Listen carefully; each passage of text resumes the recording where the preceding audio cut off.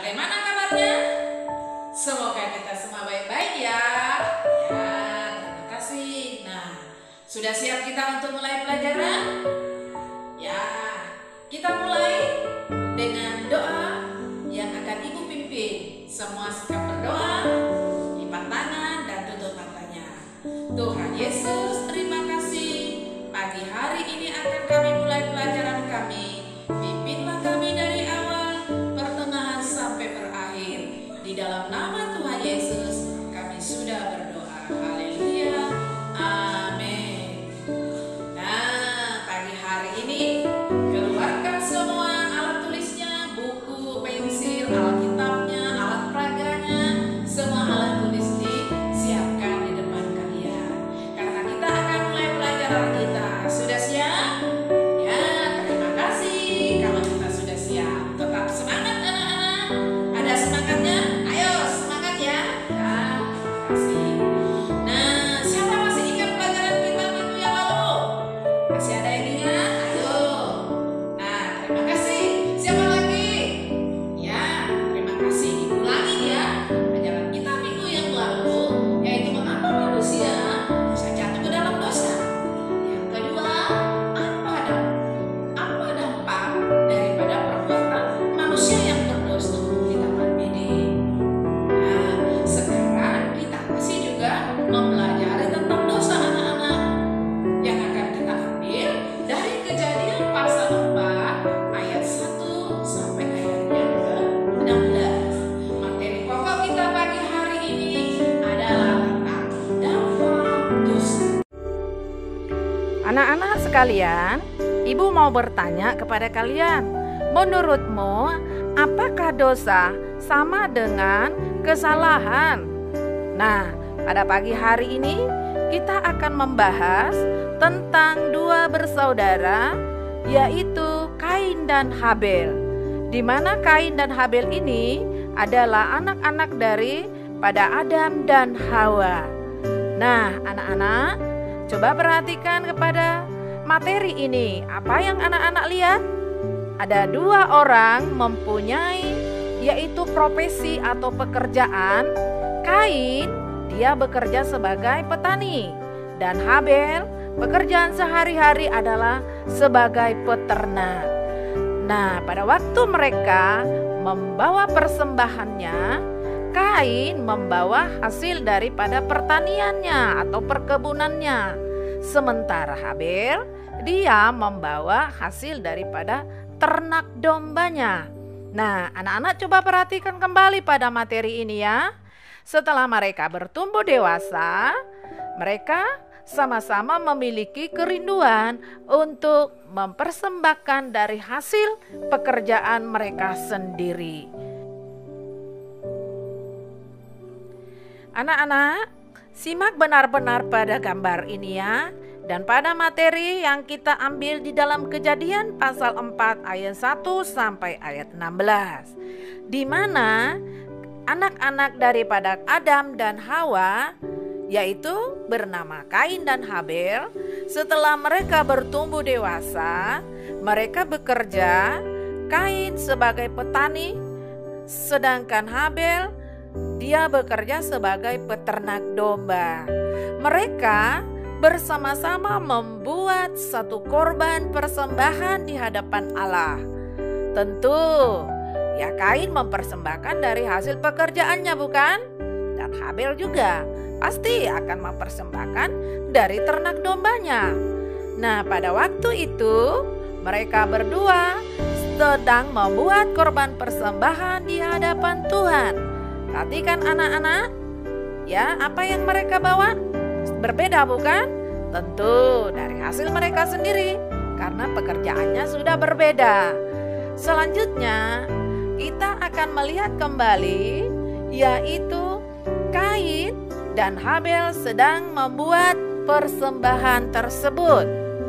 Nah, tentu adik-adik lihat bukan?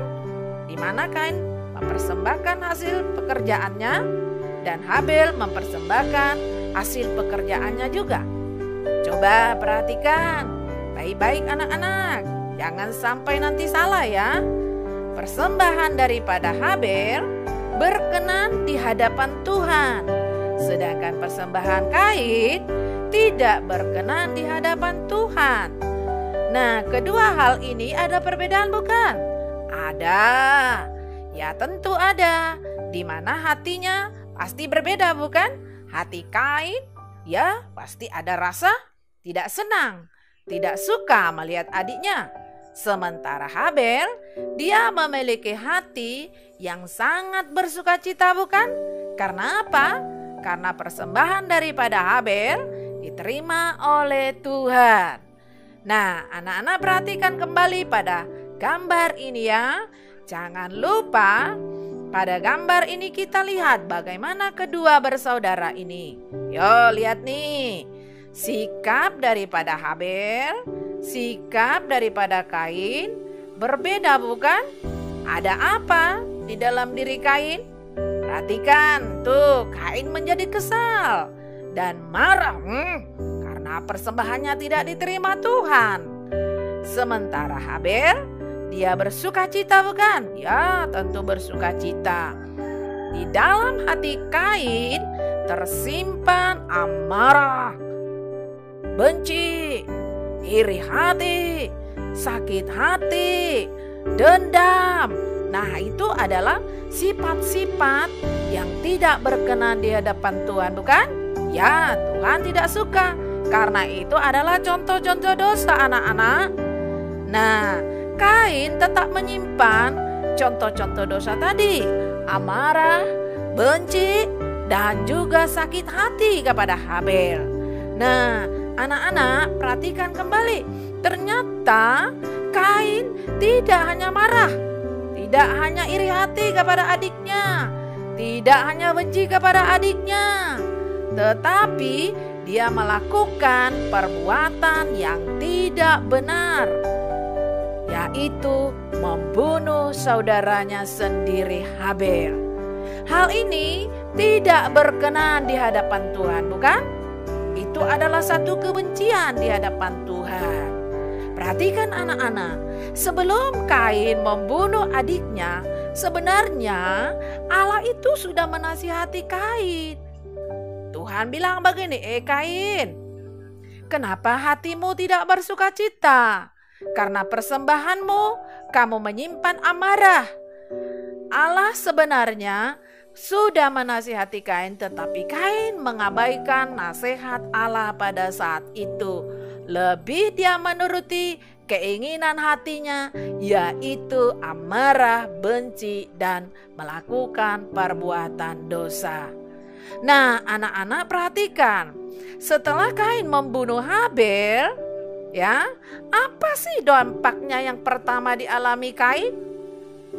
Kain merasakan hati yang tidak damai, ketakutan, dia gelisah, dia menjadi pelarian.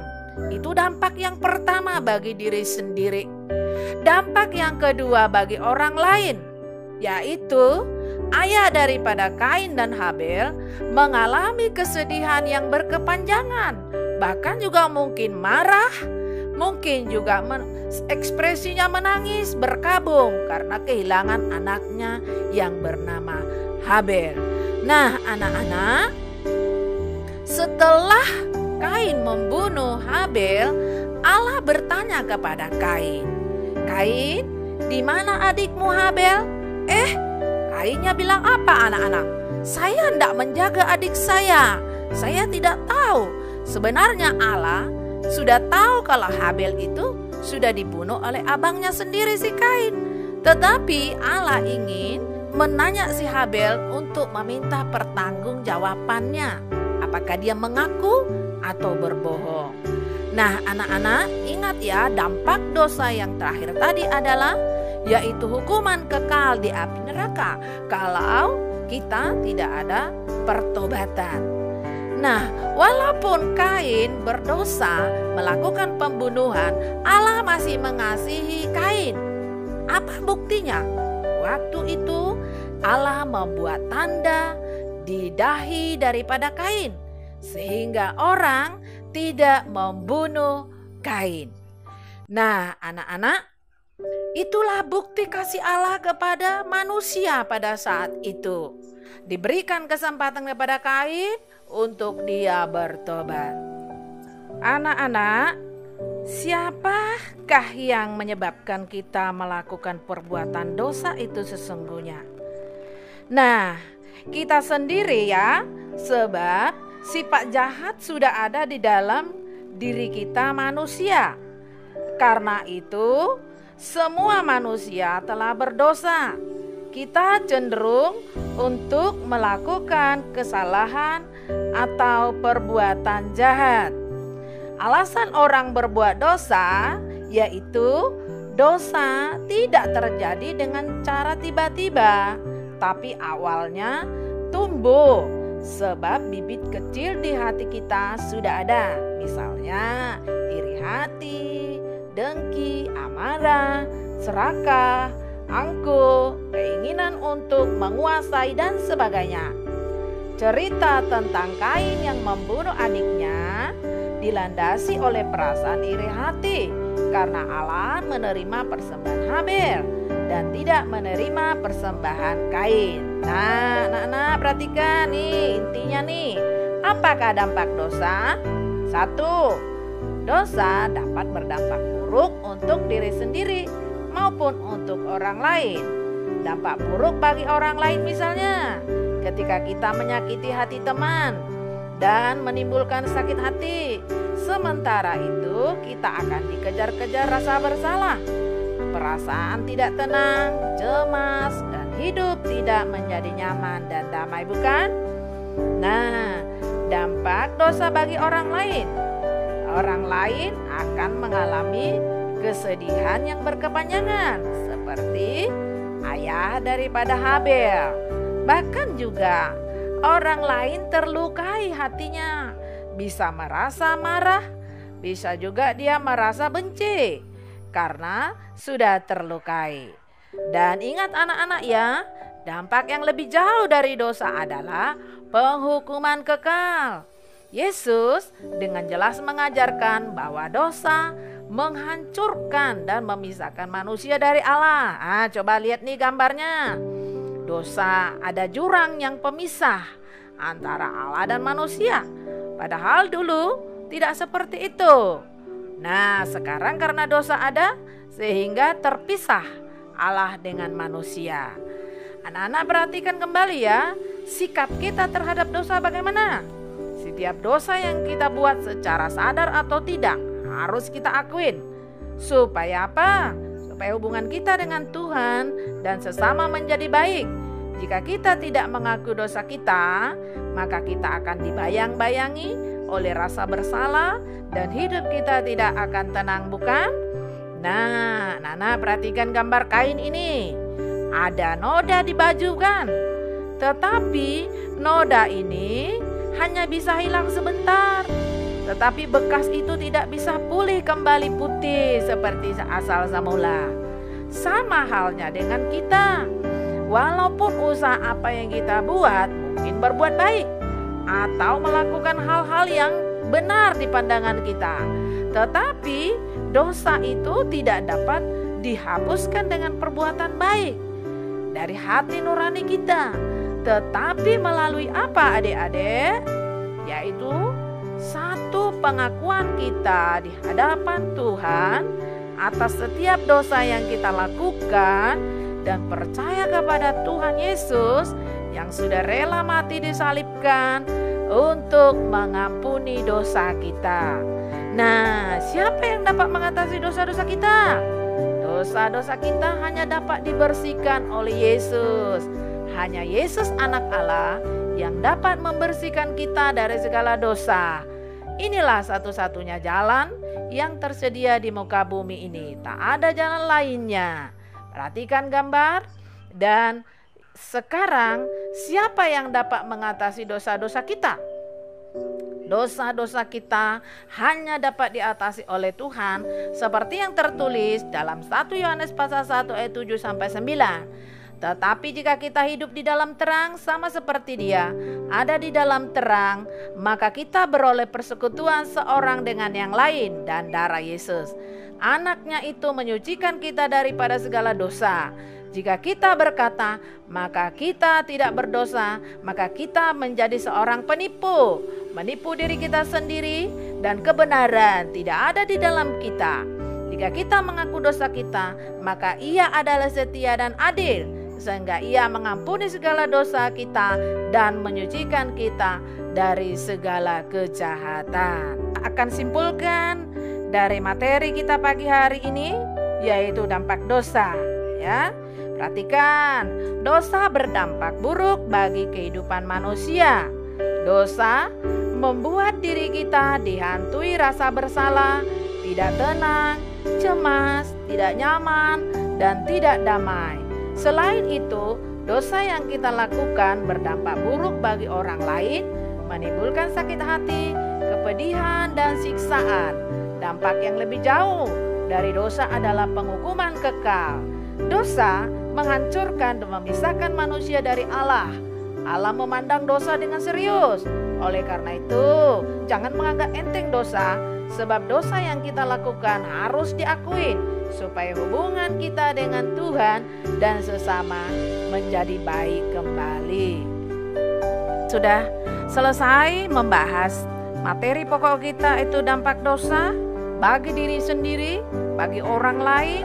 Dan sekarang kita berdoa bersama-sama, kita akhiri pelajaran kita supaya kita tetap dipimpin oleh Tuhan, menjalankan kehidupan kita sesuai dengan materi yang sudah kita terima pagi hari ini. Bapa, di dalam nama Tuhan Yesus, terima kasih. Kami sudah selesai mempelajari tentang dosa dan dampak dosa. Ampuni segala dosa-dosa kami, supaya kami berkenan di hadapan Tuhan. Sebentar kami mau pulang, tibakan kami di rumah kami masing-masing dengan kuasa darah-Mu.